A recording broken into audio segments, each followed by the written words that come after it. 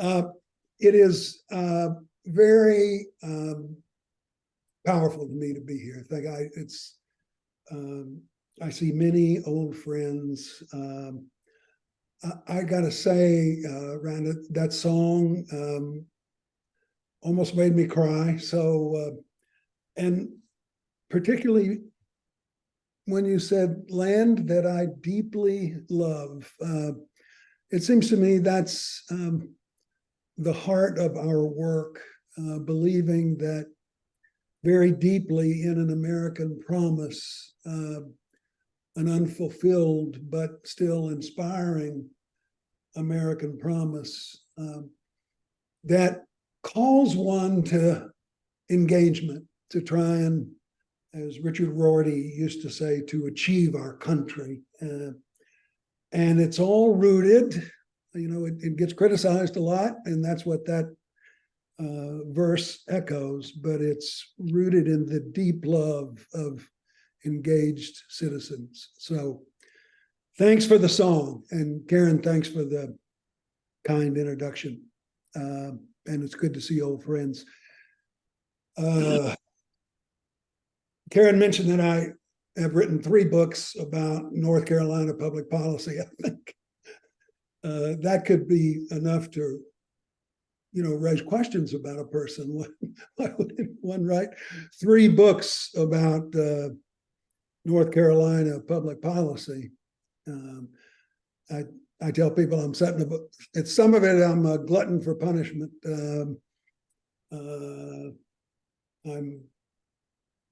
I just can't shake loose of it.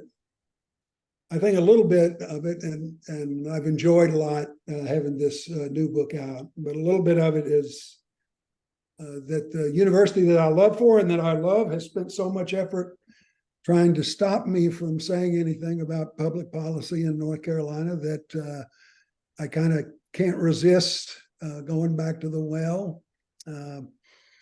So I begin always by saying, I'm going to talk about this book some and other things, but my new book is, you might not have seen this, it's dedicated to the UNC Board of Governors. And it has a special shout out to Phil Berger. So I think that's kind of where we start. Before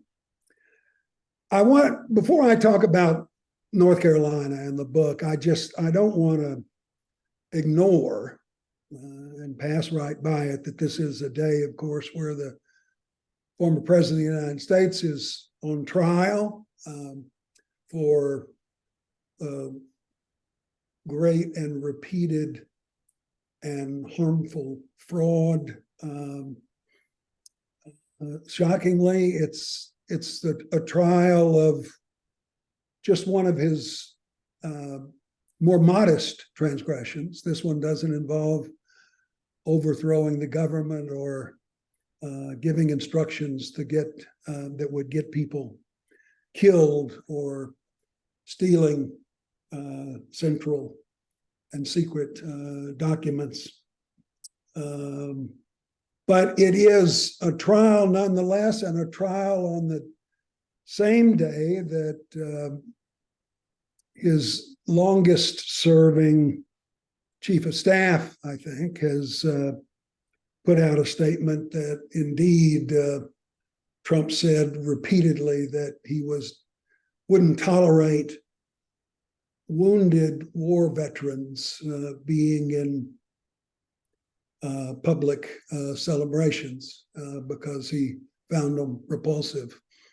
And that, as he explained to John Kelly, he thought heroes who had died in war were suckers, not to be understood or emulated. Just to make the point that this is the vilest person ever to serve, I think, in American public life. And he looks soon to be reelected by the Republican Party as its nominee, the vilest person or not. So, You folks are believers in democracy out loud, and there can't be any doubt how much it is needed. I should have said a word too for those of you who I haven't seen in a long time. I've got this ponytail in the back, and I know it's sort of stunning and horrifying. I figured out during COVID, though, that you actually didn't have to cut your hair. You can just sort of rope it out and put it in the back, and it works just as good.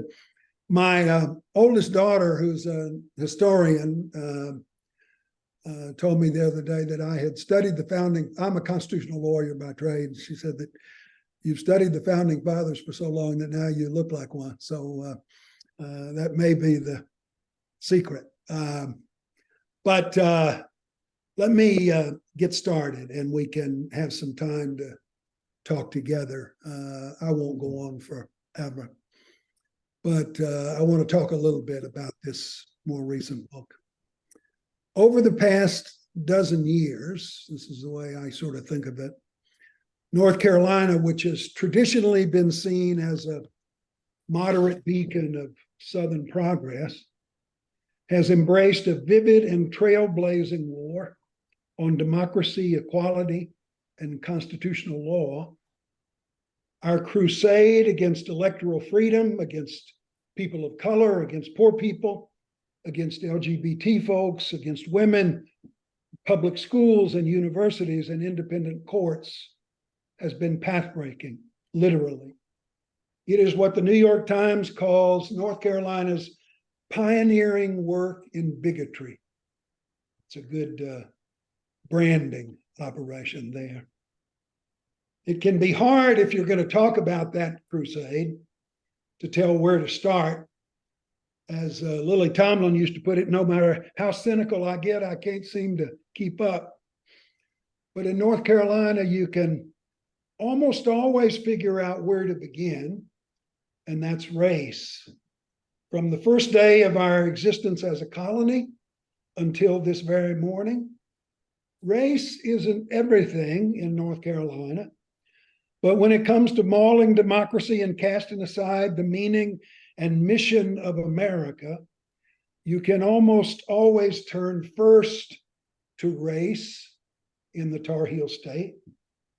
So to begin, here since 2010, when our most times all-white Republican caucuses have repaired to their closed-door meetings to craft the laws of North Carolina, these legislatures and legislators have given us the largest, most pervasive racial gerrymanders ever seen in the United States.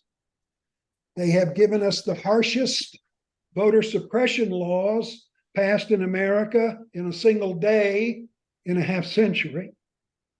They've given us the greatest, most distorting political gerrymanders, the experts tell us, in American history.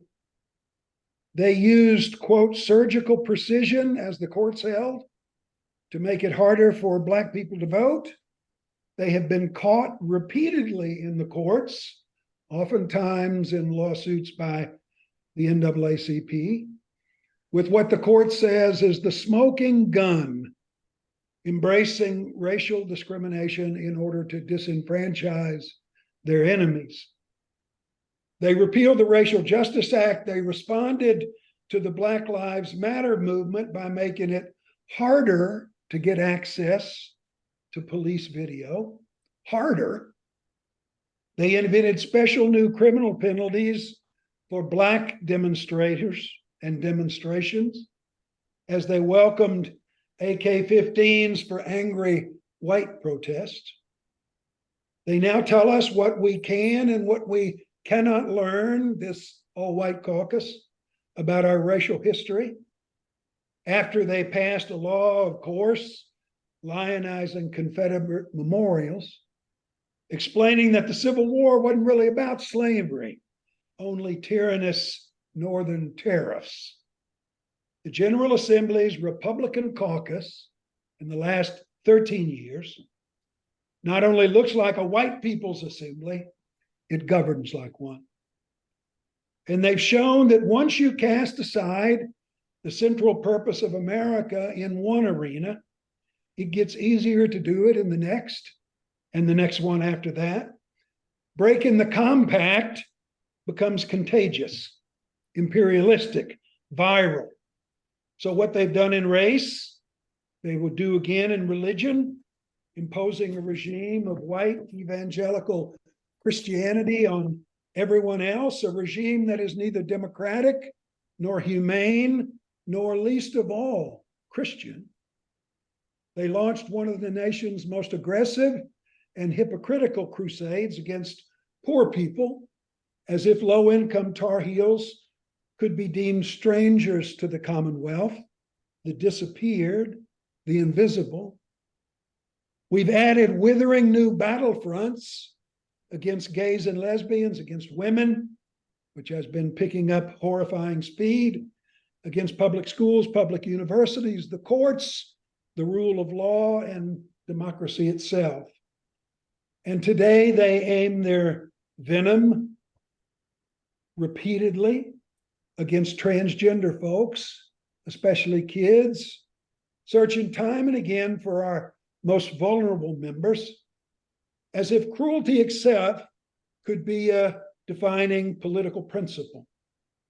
And all this began to unfold here in North Carolina, even years before Donald Trump launched his longed-for marriage of The Handmaid's Tale and the Hunger Games, creating here what some states across the country have called the North Carolina playbook. It's clear what our common theme has been, our unstated, persistent creed, the compelling notion that some of us count and others don't. We have said systemically, chronically, that some of us are full members, the real tribe, the owners, the full Americans, while others may be allowed to enter, but they're like tenants or passers through. They exist only at the main folks' sufferance. The real tribe might tolerate them a little bit, but that's the most that can be asked for.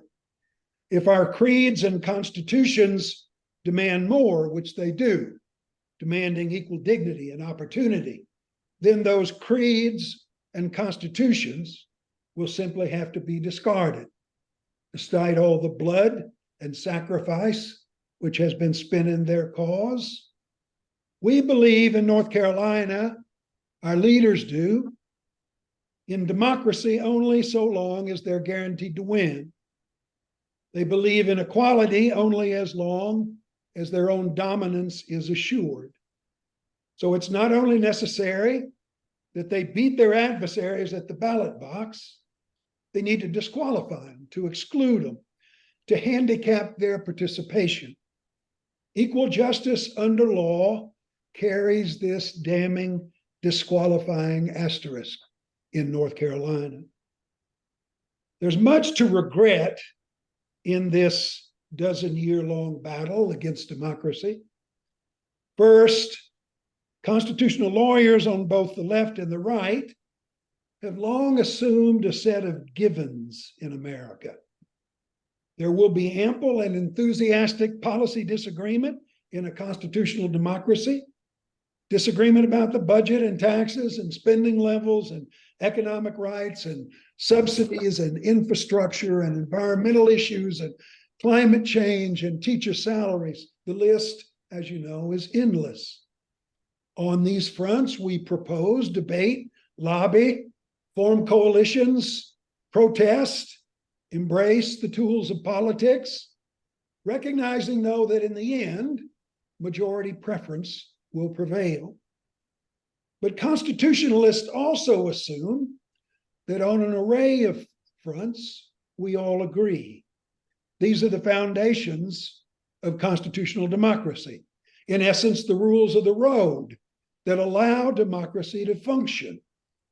You know them: the right to vote, the right to speak, freedom of the press, equal protection, the right to assemble and organize, the right to free and unhindered elections, and the like.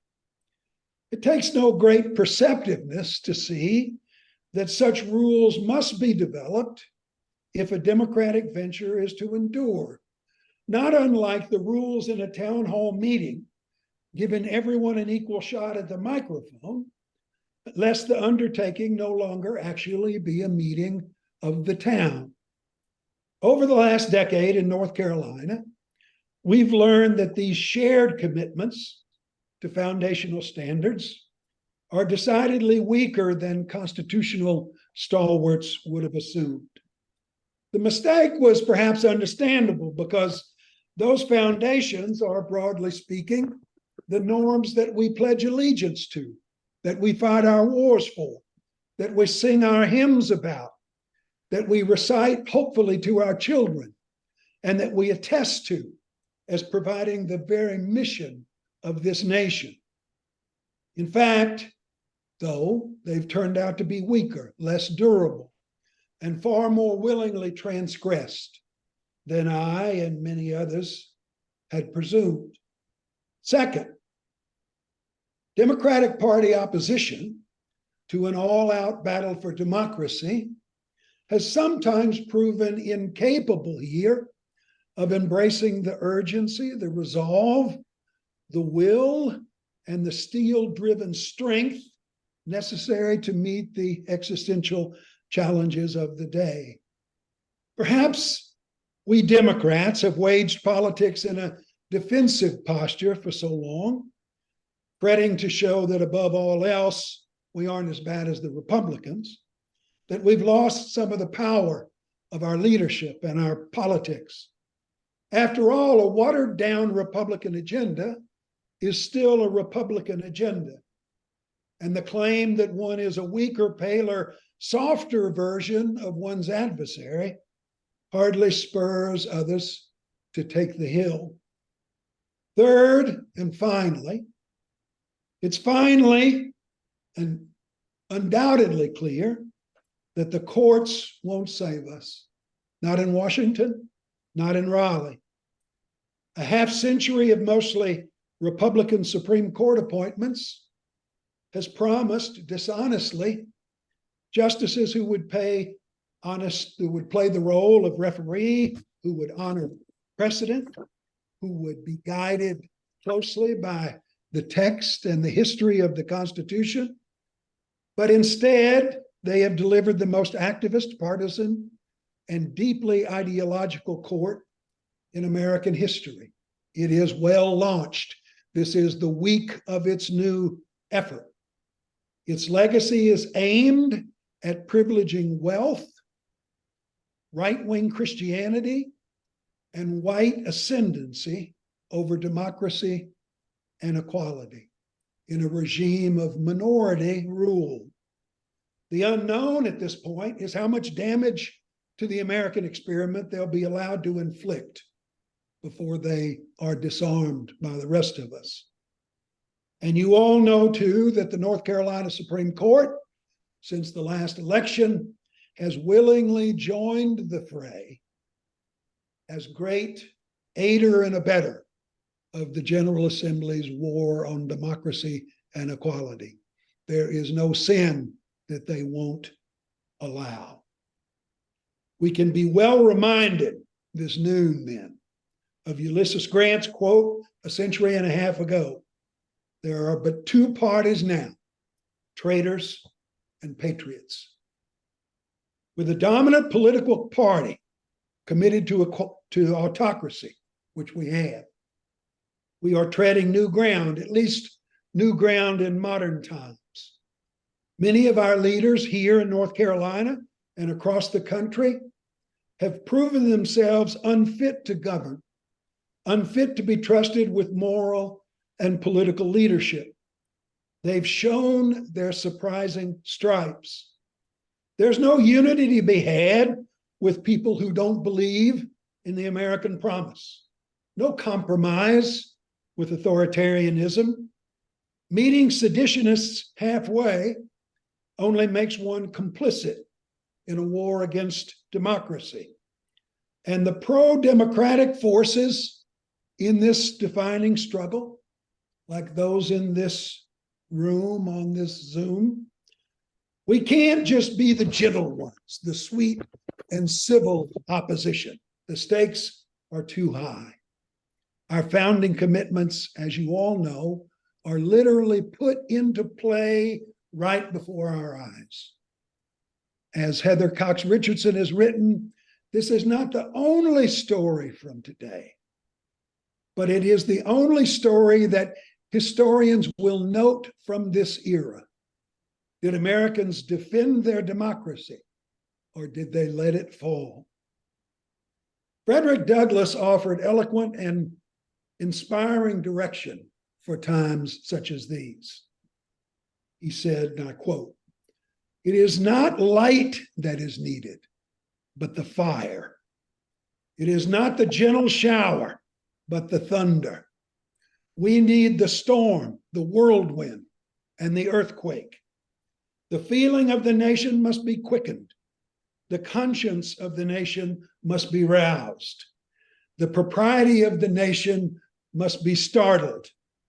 The hypocrisy of the nation must be exposed." The South has always been a pivotal place in American struggles for equality. As my friend and yours, Roz Pellis, has put it, the South is where change needs to happen the most, and it has also been a place that has catalyzed change. The two are connected. Reverend Barber always echoed that claim. If you're going to change the nation, you've got to change the South. And if you're going to change the South, you have to focus on these legislatures. The last years here have been unnerving. We have been somewhat undone. People like Trump and his North Carolina consigliere, Mark Meadows, have exuded a venom that threatens to engulf us all. They almost convince us by accretion that there's no honor in being human. There's no character, no morality, no courage, no obligation, no duty, no integrity, no idealism, no meaning, no love, no habit of the heart. There is only the more powerful crushing the less advantaged, only the villain stalking his prey. But even as an old man, I am confident that these loathsome types cannot prevail. I see their demise in these powerful people-based movements, these green shoots, these glorious eruptions in Kansas and Wisconsin, in Nashville, in Montana, and as so many times before in Raleigh and the streets of North Carolina. It is singular and crucial work that we are in. Deeply diverse societies often founder, brutalizing the most vulnerable in ways that demolish the humanity of all. But no decent person can long for or abide that fate. So this is the tough work, the toughest work. Now North Carolina's defining attestations are put inescapably to the metal. Many apparently would abandon these historic demands and goals, opting for privilege rather than a defining principle. But not all of us, not even most of us. And the mission, it turns out, is of the highest order. So we have learned here slowly, grudgingly, but finally, that we can't be only the heirs of freedom. We must also be its guarantors. We can't claim liberty's gift without also assuming its obligation. We've come to understand, even if reluctantly, that democracy is never a final achievement. It is a call to unending struggle. We believe that the arc of the moral universe does indeed bend towards justice, but we understand that that's the case only if we ourselves do the bending. And most crucially, we utterly refuse to give up on the idea of an America for all, even when it hangs frighteningly in the balance, especially when it hangs frighteningly in the balance. We'll stop there, Karen, and we can have questions or brickbats or whatever we choose. But I'm honored to join you. And can I say hello to Judge Marcia Morey, who's right here? Yes. Yeah. Deep breath, deep breath, deep gratitude.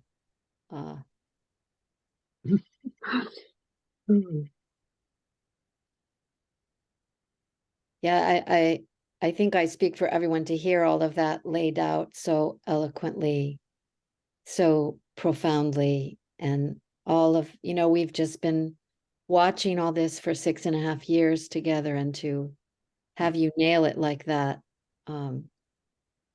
Thank you so much. But you've all been doing a lot more than watching it. Yes, we have. Yes, we have. But I think it's watching it together that's allowed us to keep looking and not look away. Yeah. Yes. Questions, anyone? I know there's a bunch of stuff in the chat, but I'm even more old fashioned than you guys are, so I can't read that chat stuff. So my students think I'm a throwback to another century.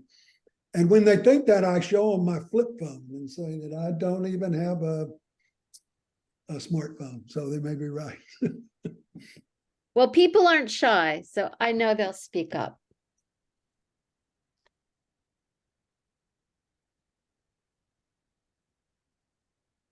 Margaret? Okay. I am not, as you are, in a university setting all the time. Do you find hope there these days, or discouragement in the young people that you see?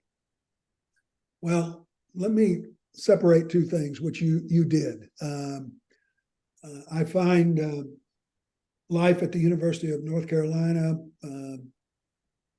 disturbingly trying, not because of the faculty, not because of the students who are terrific, but because we are under, as I've said, enemy occupation. Yeah. But you ask about young people, and there you hit the gold. It's right, I'm around young people all the time.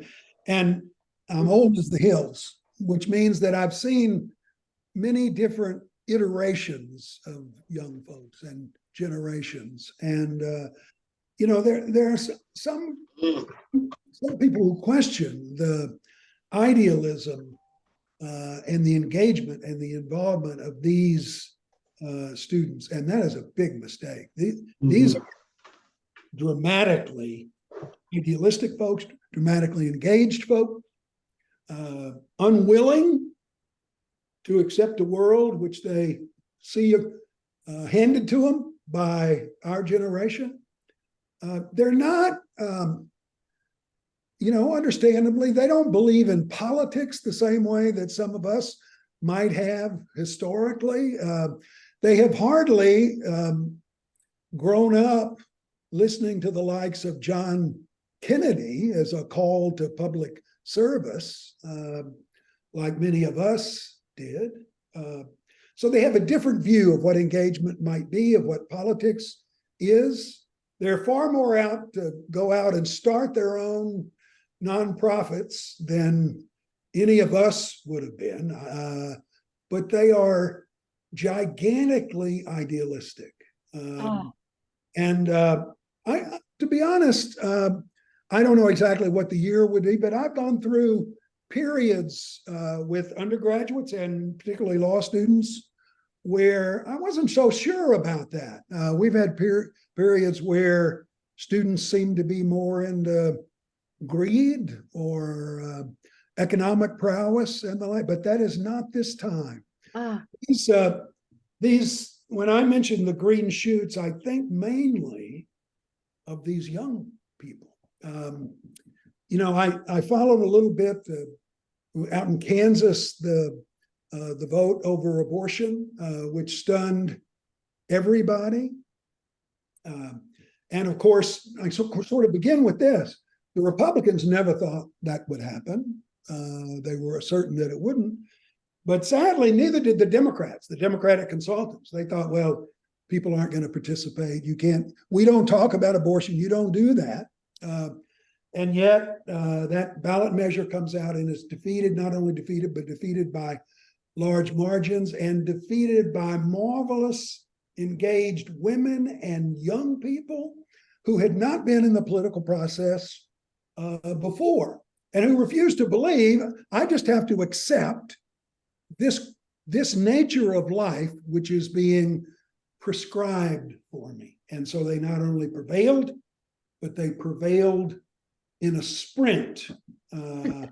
When I look at the Supreme Court case in the Supreme Court election in Wisconsin, there's a lot of similarities to that. Tons of engaged women, tons of young folks heavily involved. And then I think, as I know all of y'all do, think of those two young, I know some of you know a couple of them, the two young Black legislators in that. Yeah. Sweet Jesus, could there be anything more inspiring than that? Sort of standing up and showing the rest of the legislature, you people are of another century. Yes. You may gurgle for a little time. You may try and punish us in some daily manner. But you are of the past and we are of the present and of the future. I find these green shoots a source of great inspiration. And to me, it sort of reflects what I think perhaps I'm inaccurate about, but my own history has kind of convinced me of. I've got less confidence than I have sometimes at earlier points in life about, well, I have massively diminished confidence in judicial work. You'll understand that, I think. I'm still heavily involved and always will be in Democratic politics in North Carolina, but I'm sometimes lose some confidence in our political, in our partisan politics. But what I still have a kind of cold burning confidence in is the power of engaged citizens. Wow. To say we will demand the American promise. We are not going to let it die on our watch. This is too long an answer and I'll stop. But that's in a way the way I think of the election of Joe Biden as a great moment in American history. But I wouldn't want to hurt Joe Biden's feelings. I'm sure he's a wonderful fellow. But I don't think it had a damn thing to do with Joe Biden. I think Joe Biden won because engaged citizens, I particularly have in my head all across the South, these marvelous Black women marching, carrying signs, saying, no, we're not going to let this happen. Not on our watch. It's not going to happen again. We are not going to accept the death of the American democracy. And I think it's those folks, young and old, who defeated Trump and one time saved the American democracy. That is I know it's wacky, but that is the source of confidence to me that still carries the most resonance. I've seen it here, you've seen it here, but I'm not always confident about Democratic Party politics. I'm almost never any more confident about the courts, which is where I've spent my life working. I do believe in the power of movement politics. You all know this as a way of stopping and ending this. North Carolina has real blood flowing in its movement politics. It has for my whole time here. And I mean the Moral Monday movement, but I mean beyond that. The teachers, the environmental folks, the equality folks. There are a lot of folks involved on the streets of North Carolina. And I worry that the Democratic Party hasn't always been able to effectively take advantage of that pumping blood. If we could, I think we could straighten up our politics. But that pumping blood, even though I'm an old man, maybe because I'm an old man, is the one thing that I still really have confidence in. That's a rallying cry if I ever heard one. Thank you. I'm sorry it was so long. I have to promise people that if you ask another question, I won't take such a long answer. Lucy. We've heard you talk over the years so profoundly, but I think as the situation has become even more perilous, that your analysis has become even sharper. Yes. And I'd like to just add or ask you to expound a little bit on the theme you were just talking about, which is the engagement that will be required to stop what we're seeing. And the fact that this vile, powerful, well-resourced minority is trying to destroy democracy, and what is the hope of the fact that we are still a majority, and what will it take in the years to come? Yeah. Well, Lucy, I think that encapsulates the challenge in a single sentence. We are still the democracy, and I'm convinced, with some inquiry into this, that we're a democracy that believes in the power of the American experiment. I'm a little bit of a history buff, so I have no illusions about American history.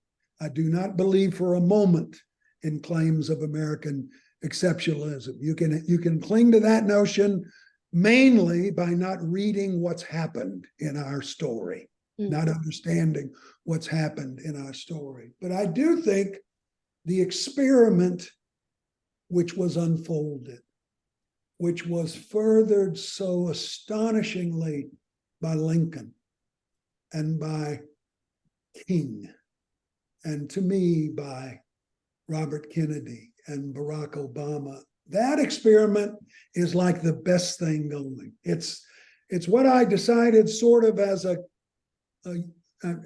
went to law school and I'd been a philosophy major. I was an odd philosophy major because I was a philosophy major and a football player at Oklahoma State, and they informed me that they had never had a philosophy major who was a football player at Oklahoma State. But I believed in the examined life, but when I got to law school, I didn't think that's what I saw. I thought, well, property torts, contracts, it's just business stuff, until I started studying constitutional law and the American commitment to equality, the unrealized commitment to equality. But I'm of that school which thinks the most generous and therefore most hopeful way of looking at the American promise is a slow, bloody, too frustrating, too horrifying progress from a democratic recognition in a small circle of powerful, white, wealthy people over the course of history to this much broader and more inspiring scope. I think that is the best way to look at our experiment. We haven't achieved it. We have been brutal in its denial, but that experiment is of great worth to human existence. Oh. I am stunned that we have, we've got the majority of the legislature in North Carolina right now who is willing to cast aside that noble experiment, which, even if you want to just put it in practical terms, means what everybody in World War II died for. Yeah. They're willing to cast that aside and throw democracy aside because of their own temporary ascendancy in these bullshit jobs. I mean, okay, you're going to be some senator from whatever. I mean, is it really worth casting your lot against the American political experiment so that you get a little recognition at the Rotary Club? Good God. So I think that's what's at stake. Lucy, I think in my old age, it can only be achieved by massive, engaged citizens. And that's hard to do. I don't deny it. I've spent many, many years, some of you have spent more trying hard to work in that vineyard. And a lot of us have more losses than we do wins. But I think that the only way this is actually, here's a way of looking at it in North Carolina.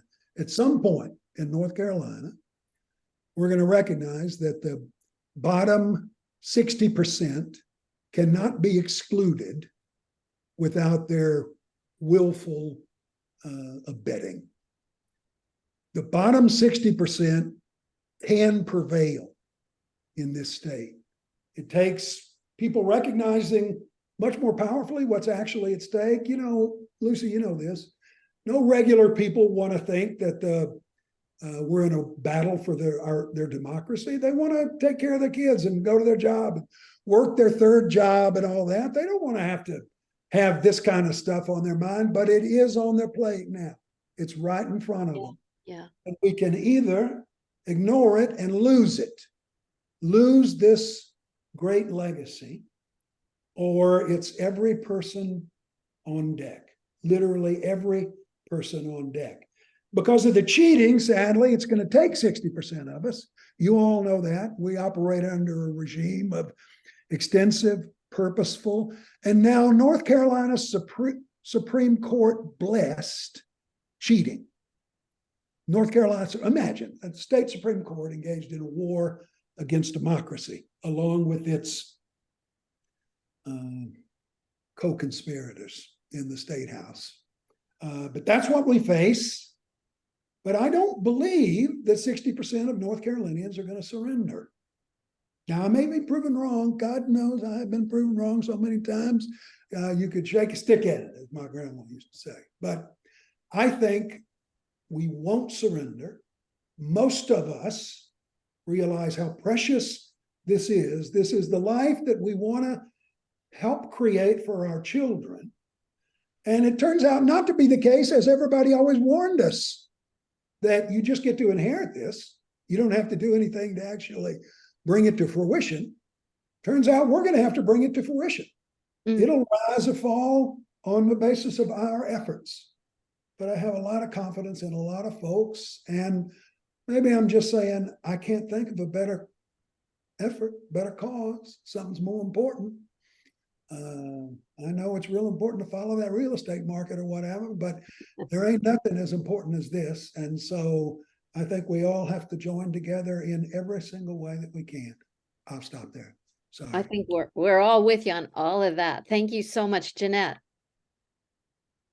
Two quick things. Jean, I didn't know that you were from Oklahoma, had gone to school in Oklahoma. I'm from Tulsa. You and Jacqueline Hall and I should have some sort of a Oklahomans in North Carolina group. True. But it's good to know that. Yeah. The second thing I wanted to say is that Pauline Murray has this lovely quote. She said, "I have lived long enough for some of my lost causes to be found." Yeah. And I think that's people in our age group, we are doing, we are hopeful. But my question is a follow-up to what you were already talking about. It's partly about where to put energy and money, but I would love your opinion on the current leadership of the North Carolina Democratic Party, Anderson and her crowd. I met some more of them over the weekend. Individually, they seem very promising. Do you have any hope in the party at the present moment?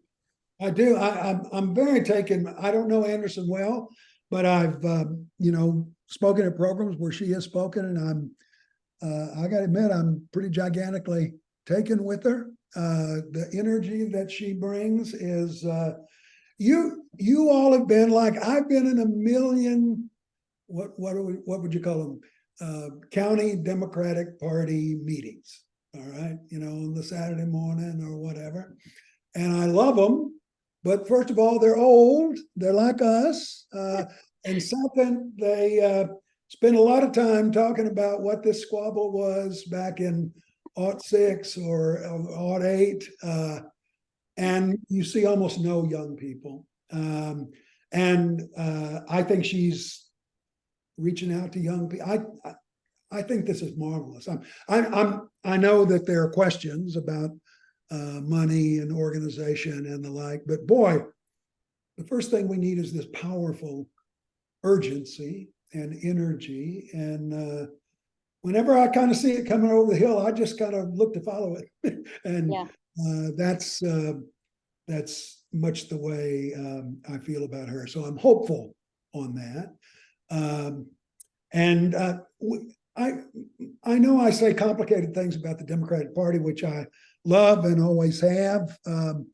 When I go talk to to political leaders who are on the Democratic side, which I do sometimes, I will say this: in that room, there's a whole bunch of people who are flat heroes to me. I just think they might have been doing it for 5 years, they might have been doing it for 50 years, but they have done the Lord's work.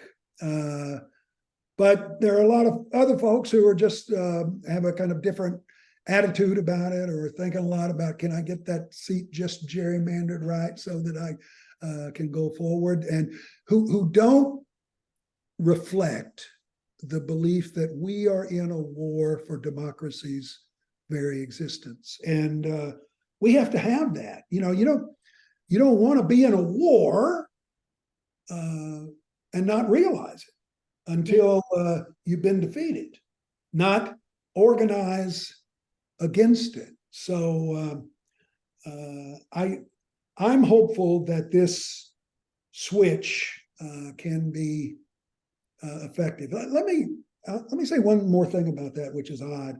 I have for some years fretted over what I described a minute ago as the gulf between movement politics and Democratic Party politics, hoping we could find ways to make Democratic Party politics more powerfully deploy the blood of movement politics in North Carolina. Now, I'll be candid. What that meant some years ago was, like a lot of other people, probably, I don't know if Al did that and Olinda did that. I used to try and whisper in Reverend Barber's ear, and I say, the only way I think we can fuse these two things is if you will run for governor. You run for governor, that would merge these two movements, and we could take advantage of all the power that we could muster. Now, he was always too smart for that. So, and I understood it, but this is something I've been thinking about for a while, and I think we need to find ways to merge those two ample notions. Jeanette, I wanted to mention to you one other thing. You mentioned I'm from Oklahoma, like you are. I went to Oklahoma State, was a football player there, and I was introduced at some banquet here, maybe the last year. And I grew up in Mesquite, Texas, and went to Oklahoma State. And the speaker who introduced me said that it was only because I grew up in Mesquite, Texas, that I could have considered Oklahoma State to be an institution of higher education. So I don't agree with that, but I sort of got the point. Right. You also went to the University of Texas, right? Yeah. Yeah. They taught me to do this before I could talk. I know it. Even proudly. It's hard to believe. Though I must admit, I get embarrassed when I see those Wolfpack people doing that kind of hampered version. Yeah, right, right. We also get embarrassed all the time about Texas and Oklahoma these days. So thank you. Thank you. Mike. I'd like to go back a little time in history and talk about the power of youth. I was on the campus of the University of Wisconsin in 1967 during the Vietnam War, and Dow Chemical requested to come on campus at the time they were making Agent Orange and napalm. And they were warned not to have it because it would be eruption and a riot on the campus. And the people that were making that prediction were right. The chancellor and the principal and the president said, how can we not afford them the opportunity of the right to come on campus and recruit? And the power of youth exploded on the campus, and it was a riot for 2 weeks with the National Guard out, with tanks with live ammunition, the soldiers with their bayonets drawn and line ammunition and their M14 rifles and machine guns on jeeps, also with live ammunition. And the power of the youth was so strong that the second in charge of the SDS, Paul Soglin, went on to be mayor of Madison for over 30 years. So he changed his way, but he led the state to a lot of the reforms that it saw. We are in a different war now. We are in the war for the future of this country and the sake of this country. And I wrote a comment when after the gerrymandering, I wrote it to the legislature that be careful that the youth revolt is coming. And not only will they definitely overturn your supermajority, but be careful if they do turn out in the numbers that I think they can, that I think that your reign might even end in 2024 with a Democratic landslide victory. So, Gene, I want to thank you for your history lesson today and your comments. I admire the power of your persistence in the fight you've led for all these years. So thank you very much. Amen. And then let me just, well, I was in Madison a few years ago for a short time back when they had stormed the Capitol over that horrible governor that they had. And turns out that a lot of those people apparently stayed in Wisconsin because they were damn good at protesting then. But I just wanted to add, Mike, that, you know, okay, you can think there are all kinds of complications about who gets to go on campus or whatever, but one thing we know, these 60 years later, 40 years later, 55. all right, 56 rather, 56 now. Could there be a moment of regret that those students did that? There could not be. No. It's one of the things you remember for your life, and it's one of the things that I think carries the most power in the American democracy. So, yeah, and as you say, Wisconsin, they just proved it again with I can't pronounce her name, but a 12-point victory for the lady on the Supreme Court that they want to impeach before she even gets started. right That's now, pretty good. Impeach her just like ours want to try and do in Anita Hurls, who is Welcome back, fighting Bob Follett. just to say is one of the greatest, most talented justices in the United States. Yeah, so and it makes sense that a bunch of dunderheads would go after her. high school. I'm from Chicago originally, but a high school friend of mine that was also up there. He said he was going to stay 5 years, become a teacher to avoid the Vietnam War, and he's never left. That's how great a town Madison is. It is. So Thanks, Jane. we're kind of at the end. Can we go a few minutes later so we could get this last question from Ra? Is that okay with people? Okay, go ahead, Ra.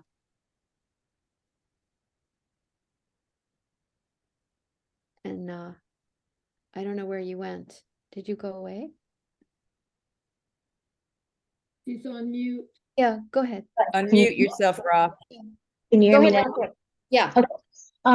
Is there any way to get change things so that we can have ballot initiatives? Because we can't do that now in this state, right? No, we can't. Is there any way to do that, to make that happen? And I assume that you have to change the Constitution through an amendment to do it, because you're right, we don't have it. And it has a big impact on life in North Carolina. And these legislators, of course, control whatever access there is to that amending power. It's why these people, they'd never do what Kansas did or whatever. They'd never put an abortion measure on the ballot because they know the majority of people don't agree with them. They would never put an independent redistricting commission on the ballot because they know citizens are not stupid. So I lived in Colorado for a long time before I came here, and we had a lot of ballot initiatives in Colorado, and I can tell you some of them were horrifying, but some of them were terrific too. And it's a lesson that sometimes, and that's why those things were created. Sometimes this is the only way you can challenge a tyrannical legislature, and that's what we had. And actually, Jennifer Bremer has a long-term plan to make that happen, but that's a long story that we don't have time for. Okay, Marion, I have to let you in before we do the closing song. Oh, yes, very quickly. I'm from West Virginia, and I cannot be on video and audio at the same time. So you see my pictures, but you can't see me. Jane, I'm impressed. I did not know about you. I did a little bit of Google while we were online, and I'm looking forward to hearing more about the things that you do. Because being here in West Virginia, we got a lot of mansion, university problems, and a lot of problems with the Republicans. And so I enjoy this group because it gives me inspiration for things that we can do here. And so thank you very much. Let's talk, because my first teaching job was at WVU, and I love West Virginia, love the people, but man, tough politics too. tough politics too. So good luck to you. Oh, wow. That's so great. We've covered a lot of states today. Oh, thank you so much. Thank you so much. I hope you can feel our gratitude and our excitement and resolve that you've helped scare up. And we're going to do the closing song. Michael is doing the closing song. Here. Okay. I'm going to reprise the song I wrote 2 weeks ago from Paul Simon's Me and Julio Down by the Schoolyard. So, see how it goes.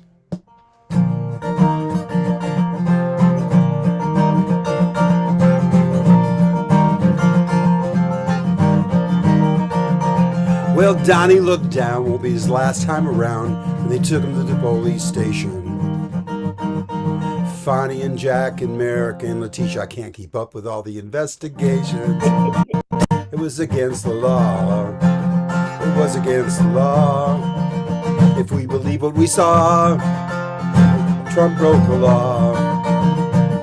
Well, Donnie looked down, he spit on the ground every time Obama's name is mentioned.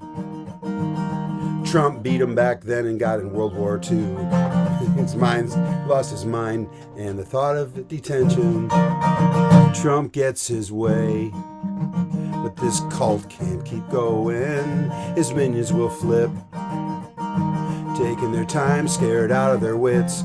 Goodbye to Kevin, yeah, Lauren and Marge and Jim too, Mark and Rudy and Donnie down in the jail yard.